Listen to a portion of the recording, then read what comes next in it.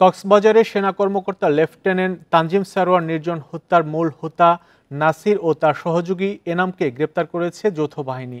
এ সময় তাদের কাছ থেকে দুটি অস্ত্র ও 3 রাউন্ড গুলি উদ্ধার করা হয়। শুক্রবার রাতে চকরিয়া কাহারিয়া ঘোনা নামক এলাকা থেকে তাদের গ্রেপ্তার করা হয়। র্যাব জানায় প্রাথমিক জিজ্ঞাসাবাদে হত্যার দায় স্বীকার করেছে তারা। এ নিয়ে তানজিম হত্যার ঘটনায় মোট 9 জনকে গ্রেপ্তার করা হয়।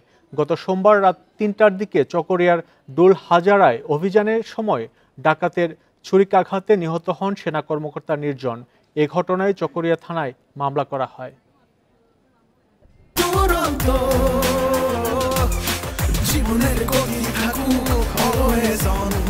কক্সবাজারের সেনা কর্মকর্তা লেফটেন্যান্ট তানজিম সারোয়ার নির্জন হত্যার মূল হোতা নাসির ও তার সহযোগী এনামকে গ্রেপ্তার করেছে যৌথ বাহিনী। এ নিয়ে আরও জানাতে কক্সবাজার থেকে যোগ দিচ্ছেন সহকর্মী তৌফিকুল ইসলাম।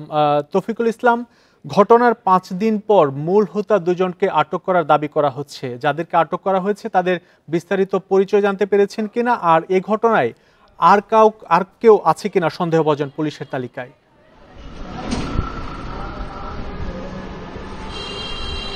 যেদিন লেফটেন্যান্ট তানজিম সারোয়ার নির্ঝর চকরিয়ার দুলহাজারায় সেখানে অভিযান পরিচালনা করতে যায়, সেখানেই তাকে ছুরিকাঘাত করে হত্যা করেছে সেখানকার ডাকাতরা।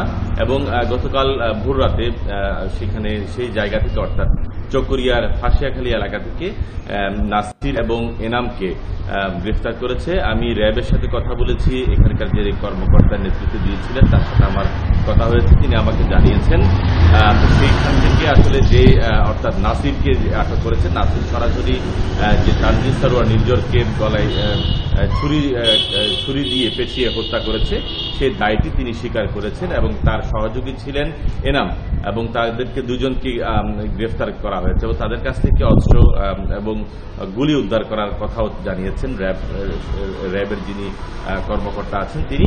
এবং এর আগে এখন পর্যন্ত মোট এই ঘটনার সাথে জড়িত 9 জনকে গ্রেফতার করেছেন র্যাব। এবং আপনি জানেন যেহেতু সেখানে চকরিয়ার এবং দুলহাজার এলাকায় সেখানে সংঘবদ্ধ ডাকাত চক্র আছে এবং ডাকাত চক্র ধরতে বিভিন্ন সময় আমরা দেখেছি অভিযান পরিচালনা করতে, এবং এই ঘটনার সাথে আসলে আরো কারা কারা জড়িত আছে সেই বিষয় নিয়ে কিন্তু র্যাব সদস্যরা সুনির্দিষ্ট কোনো তথ্য আমাদের কাছে দেয়নি। তবে তারা বলছেন অভিযান এখনো অব্যাহত আছেন।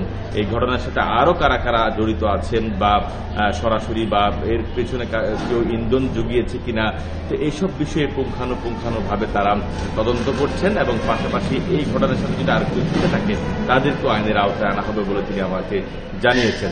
তো সবশেষ হচ্ছে এই ঘটনার সাথে অর্থাৎ লেফটেন্যান্ট তানজিম সারোয়ার নির্জরের যে হত্যার ঘটনায় এখন পর্যন্ত 9 জনকে আটক করেছে এবং এই বিষয় নিয়ে আসলে সেনাবাহিনী একটি চকরিয়া থানায় মামলাও করেছিল।